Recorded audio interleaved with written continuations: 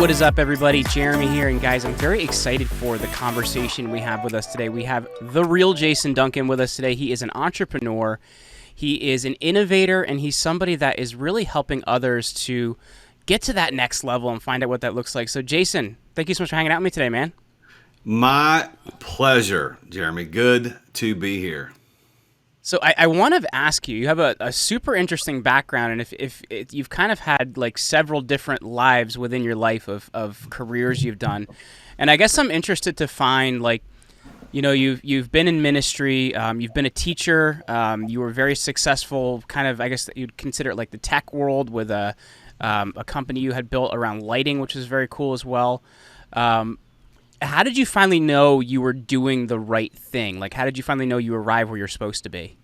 I'm still working on that. The cool thing about entrepreneurs, man, is that success and goals grow. So no matter what happens, you know, success is someone who reached the goal that they intended. So all of us as entrepreneurs, we set a goal, whether we write it down on the mirror or we put it on a Post-it note, whatever. We have a goal, like we're trying to aim. We hit it and like, okay, that's great, but there's more. So we'd set another one and set another one, set another one. So I think that for me, it's always a continual thing. And that's what I coach my clients on. It's like, okay, that's great. You want to exit your business. You want to exit the daily operations by X date. That's great. Okay, so now what? Okay, what do you do now? Because now you can't just say, well, I was successful, I did that thing. There's something more. So I think that I'm working on it. I don't think I'll ever arrive, and it's just a continual process until Jesus returns, until I'm buried and gone. Like, I'm going to keep pushing. I think an interesting thing, too, is, you know, a lot of people, whether it's, you know, their first thing or their second thing or whatever it may be, there's kind of this weighing, like, is this the right opportunity? Is it time to move on to the next opportunity? And I guess since you've kind of looked at that a couple different times in your life, like, how have you decided, you know, like, okay, this isn't where I need to be right now, but I actually need to be here? Like, what does that look like for you? So I think it's going to be unique for every person. I don't think there's a formula that anybody, coach, guru, author, speaker could give for people to know. But I think for me, the way it went down is that my first career was in pastoral ministry. And I came out of, I actually wanted to go to college for art, to be a car designer. And I got accepted to 2 art colleges, and that was going to be my life. I was going to do that. But things changed. That sounds like a super cool career, by the way, man. Like, a car designer. I've been, ever since I was like a kid, that I can remember being alive. Like, my earliest memories is I loved cars and I loved drawing cars, and I'd done that all my life. So my career path was going to be, I was going to be an industrial designer. I wanted to work for GM or Ford or Dodge or Volkswagen or Porsche or whatever. I wanted to go design cars. But the year between my junior and senior year of college, or high school rather, I was a camp counselor at a camp. And that summer, you know, just one night, as all counselors do, we're hanging out. The kids have all gone to bed, and we're just sitting around thinking about life, talking about life. And I thought, this is what I want to feel. And I don't really think that a car designer is going to feel this way. I don't think that you're making the impact on the world that I could doing something, some version of what I was doing then. So I scrapped the plans to go to art school. I applied to a local private university here in Nashville, Tennessee called Lipscomb, and got accepted in their youth ministry program. And that's my first career. So I did that. I did that for on and off for about 13 years. And I say on and off, really, I did it for 13 years, but a lot of that time I was also selling health and life insurance to small business owners as a way to supplement my income. And so I got an exposure to what I quote unquote call the real world. But, you know, for me, man, at the end of that, I just was done. I was like, I can't do this anymore. There's more for me to accomplish and impact to be had somewhere other than this. And that doesn't ring true for everybody that's in ministry. For me, that's what happened. And so that's when I said, I'm going to go into the classroom and be a school teacher. And I went back to school, got a master's in education, started teaching school. It's interesting. So I taught school for 2 years, but I don't have an education background. So, like, they ate me for lunch, man. And I had sophomores in high school, and like I'm 35. I look like I'm 12 now. So you can imagine what I look like at 24. I had sophomores, so it's like they're not like timid enough as freshmen, and they think they're like amazing because they're sophomores. They had me for lunch, man. I just got to say that. Listen, a true story. I wanted to be a high school teacher. And when you go through the formal, you probably taught in a private school. I'm imagining based on Yeah, I taught in a private school. Like no requirements. They pay you like it's Burger King, and you work 100 hours a week. So I went to got my formal master's in education. Went through that process, and you have to do student teaching. You have to do 15 weeks. In the state of Tennessee, you have to do 15 weeks of student teaching. And what they try to do is they do 7.5 weeks in one setting and 7.5 in another to give you so that you can see what it's like. And my first assignment was in an 8th grade American history class in a middle school.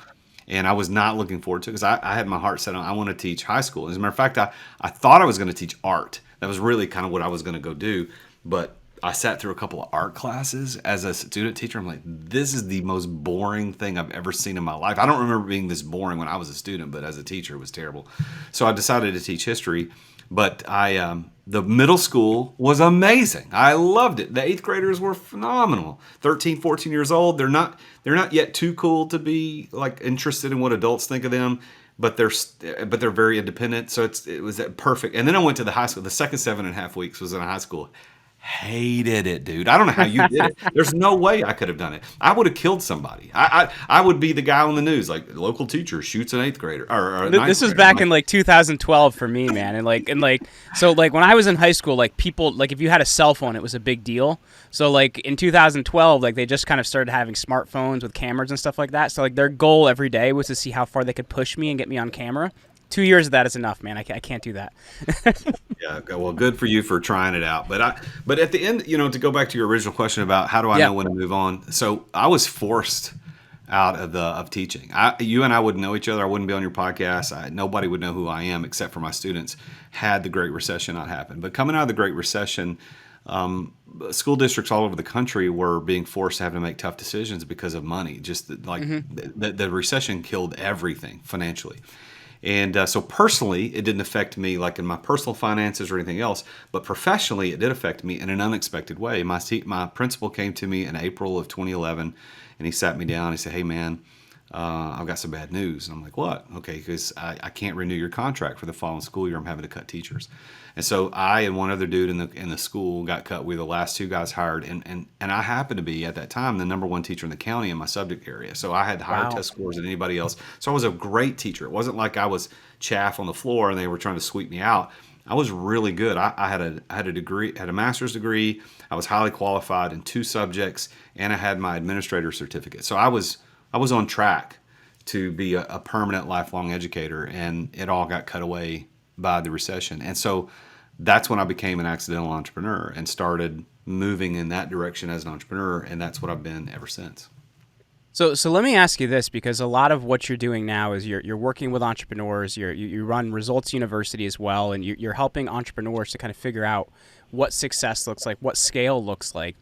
And I guess I'm curious to find out, because if you look at the threads of your story, like teaching kind of goes through everything you do, like in youth ministry and actually teaching. And I'm curious how that helped you to do what you're doing now. So it's interesting that you bring that up, Jeremy, because as a as a pastor for all those years, the thing that I loved the most about it was the teaching aspect of it and the performance. The performance, meaning, whether people believe it or not, the pastor getting up on a Sunday morning, that 30 minutes he has, that's a performance, and that's part of the reason why I had to get out of it. I loved it, and I'm like, "Ooh, this is not what I'm supposed to be. Like, this is not why I should be liking this. I should not want to be up here on stage just performing." And I don't say that in a disingenuous way, that I was doing anything nefarious or disingenuously, but nevertheless, those were the 2 parts of it that I liked. And then when I went into the classroom, that's also the thing that I like the most. I love the teaching and I love the performance of getting students involved and doing these fun things. And I taught history, which was fantastic because it was story time with Mr. D. Man, I just told stories and taught them how to think through the implications of decisions that were made by people that, lived thousands or hundreds of years ago. And so I love that. When I went into entrepreneurship, I started a lighting company. All of that ended. The only time I ever got to perform was in front of a potential customer in a sales pitch, which lasted at best maybe 60 to 90 minutes, once every week or 2 or 3, and it wasn't that frequent. And the teaching was just teaching my employees, which is a little bit different, because you're paying them to be there, and it's a little different. So everything changed for me for that 7, 8, 9 years that I was only doing the lighting business, and I didn't realize how much I missed it until I got back into the teaching. And so when I left and I exited the daily operations of that business in 2020, I started teaching my clients, my coaching clients, how to do what I did, and I discovered that is in fact the reason I'm on this planet. In the year 2020, I went through the 7 Habits of Highly Effective People, the book by Stephen Covey. Most people have heard of that, of course. Yeah. And I did 52 videos, one a week, on the concepts taught in that book. And I put it out on my YouTube channel, put it out on Instagram. And as such, through teaching that to other people, I'm like, man, this is really great. And I discovered through that process that my mission in life is to use my gifts of teaching and leadership to help other people get the results that they want out of life. And as a coach, that's what I now get to do full time, and people pay me very handsomely to help them do that. And then, and what I'm trying to figure out is, as an entrepreneur who owns businesses where I don't, like, I've got a lending business, I'm about to acquire a motorcycle dealership, and I've got these other things that I'm doing. How do I exercise that gift there? And that's what I'm working on right now. It's really interesting because I've found that kind of similarly, to myself with the teaching thread. Is you kind of have to find the right place for it. Like my master's is in ancient history, so it's not like I didn't learn how to teach kids in the right way, and it was kind of like, all right, we're gonna put this nerd in front of a bunch of people and see how it goes. But like, even with the podcasting world, when I really kind of got into this whole world, and even helping tell people with their own their stories with my company. I kind of found how I could teach in a new way. And I think when you find that, man, it really is kind of cool. So you mentioned one of the things about getting out of, daily operations with the business. And I think that's actually something a ton of entrepreneurs really, really struggle with, because they can't think with, either themselves not doing something, or how would I hire somebody else to do this, or what does my business look like without me in it? And I guess when you're looking at that, what do you tell entrepreneurs when they're trying to figure out how to get out of that daily operation and just kind of run the business and not have it run them? Well, that's a great question, and it's at the heart of who I am and what I do on a daily basis. And so my question back to that would be, why did you start your business to begin with? And I don't want to put you on the spot, but for your listeners, let's be honest for a minute. Why did you start your business? Did you start it to have a job?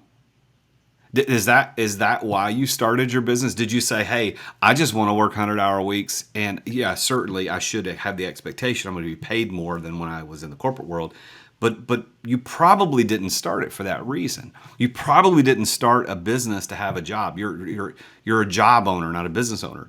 And so when I get to that place and a client's like, or a potential client or prospect's like, yeah, I didn't start the business to be doing what I'm doing on a regular basis. Okay, so now let's talk about why you did start it. You started it because you wanted time, you wanted freedom, you wanted control, you wanted choices, you wanted more of all those things.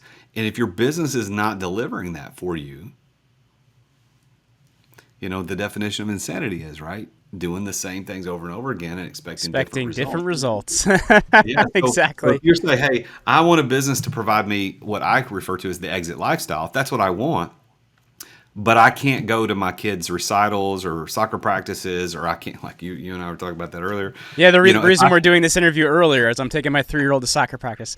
Yeah, so if we aren't getting the results we want, we're lying to ourselves. And so many entrepreneurs, they say, oh, I love my business, I don't ever want to do anything else. Well, let me challenge you on that a little bit. I'm not saying you don't love it, but is it providing the lifestyle that you want? And listeners who will listen to this right now, are you really living the lifestyle you desire as the business owner? And the answer for most people is that not really. That doesn't mean you hate it. It doesn't mean you dislike it. It's just not exactly what you wanted. And so what I'm helping my clients do is get to what they really want. It's, again, going back to my mission that I discovered in 2020, is to use my gifts of teaching and leadership to help other people get the results they want. So if you are not getting the results you want out of your business, why are you doing it? Let's fix that together, because you can get a passive income from the business that you own now and not have to work in it.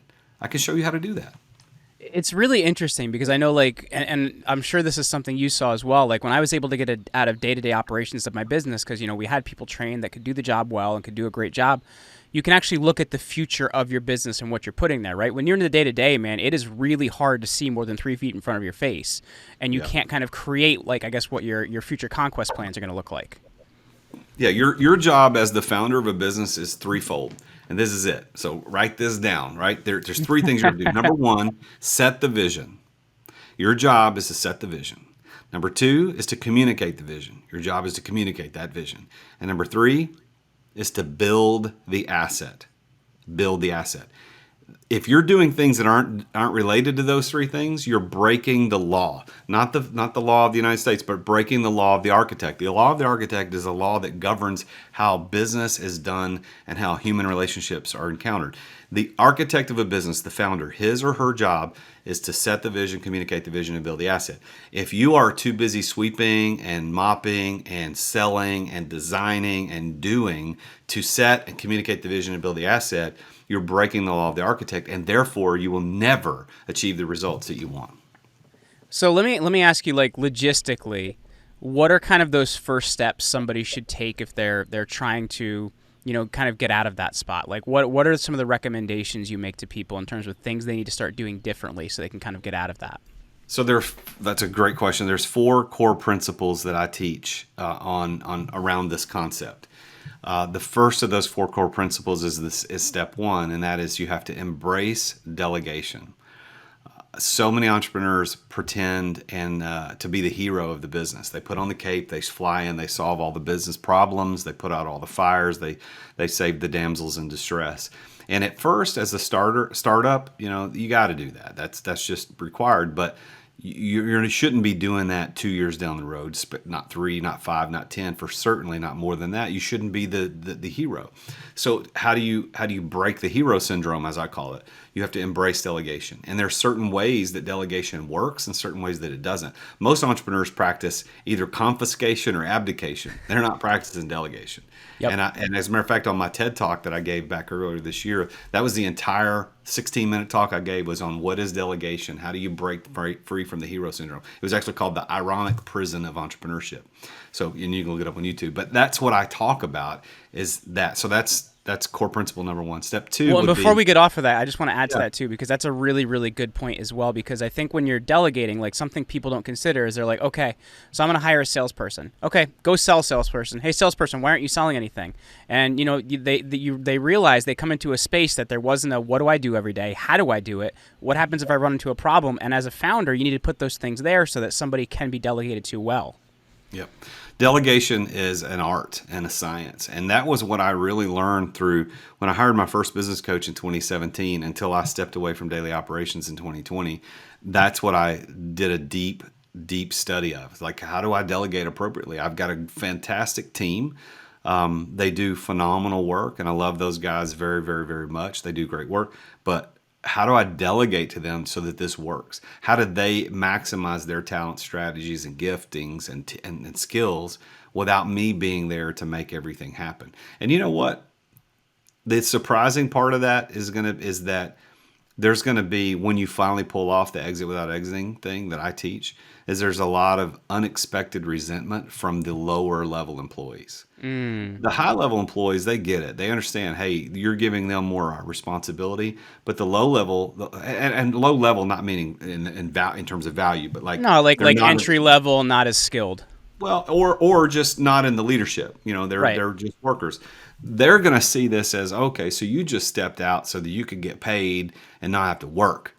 But they don't understand. They don't understand that the founder is setting a vision, communicating the vision, building the asset. And sometimes building the asset means putting a lot of money on the line and Yep. a lot of leverage and a lot of strategic debt and investments.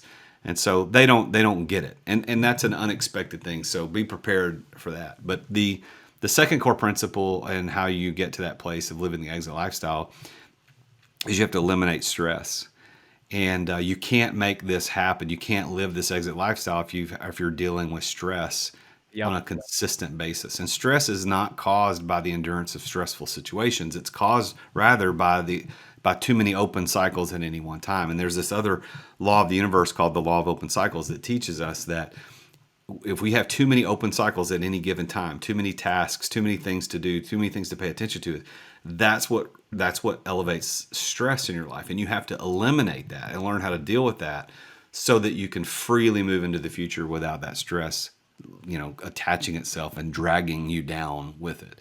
So those are the first two. So I'll give you a chance to respond before I continue rambling on. Yeah, because I kind of like to comment on everything a lot. I got a big mouth. Well, I think that's a really good point as well, because I think when you're looking at stress, right, like when you bring that into like any situation, you're a lot of times making the situation worse, right? Like you're stressed because of all these things you have open undone, and you're not handling your family well, you're not handling your employees well, you're not handling your vendors well, and because of that, you're actually making situations worse rather than solving situations, right? Yeah.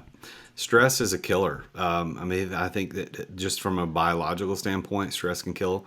But I think that also we underestimate how much stress can affect our business and our ability to operate that business.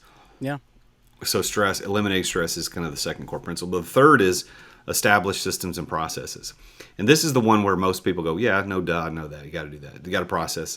Well, okay, but are you doing it? And do you know how to do it? And you know why to do it? Have you put the right ones in place? And the one that I focus on mostly with my clients is the sales system, because you've got to have the ability to bring in predictable revenue. So when I coach my clients, we spend more time on sales systems and sales processes than anything else. As a matter of fact, even though I'm not a sales coach technically, I do a lot of it. And I teach. As a matter of fact, this morning I was with one of my clients. I train their entire sales team. We get together once a month for 90 minutes, and it's live in person here in the Nashville area. And I do a deep dive in sales, because sales is the way for you to get predictable revenue as the owner that doesn't require your presence. And then the fourth and final of the four core principles is invest in people. Your people are your most important asset. And I teach my clients specific ways to invest in them to get a profitable return. And so investing is putting out money, time, whatever it is to get more back. So you can do that with your employees if you do it the right way and know how to do it. And I've got some tips and tricks that I've used over the years to keep my employees with me for 10 years or longer. Like, people work for me for a long, long time because I've invested properly. But also invest means to furnish with authority and rank. Mm-hmm. And so to make sure that they understand that they're wanted, they're needed, and they have a place, and that there's something greater for them in the long term. So let me ask you this, Jason, business or personal, what are you most excited about right now, man? Like what has got you most lit up at the moment? So the thing that I'm most excited about right now is that I'm in the process of acquiring a business for the first time. Like, all the businesses I've ever been a part of in the past, I've either bought into as a partner, and the original people were still part of it. I actually only did that once. All the other business, it was startup. I started the businesses from scratch, and this one I'm acquiring. So I'm acquiring a motorcycle dealership, and I wish it could be done. I wish it was done yesterday, but it's just a long, arduous process. We're 90 days in from the signing of the letter of intent to purchase, and it's just everything's taken a bazillion years to accomplish.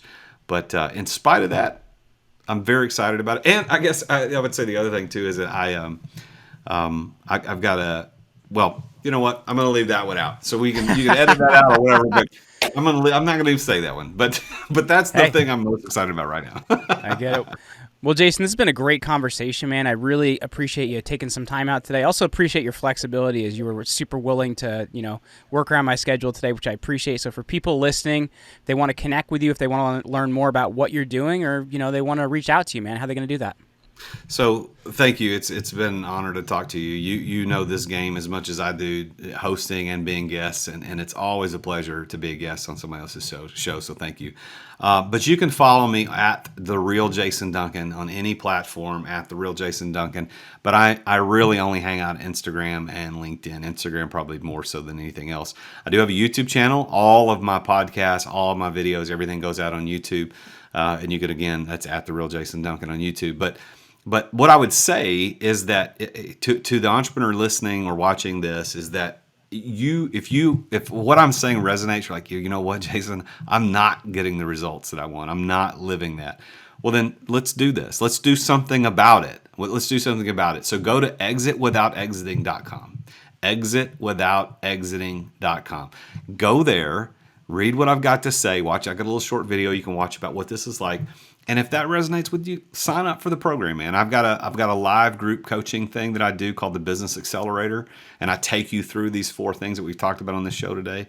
I'd be honored to do that. And if you'll DM me through Instagram and say, hey, I heard you on Jeremy's show, I've got a $500 off discount I'll give to you just for listening to the show. So all you got to do is DM me, say, hey, Jeremy, listen to Jeremy's show. Here's the discount. And I'll give it to you.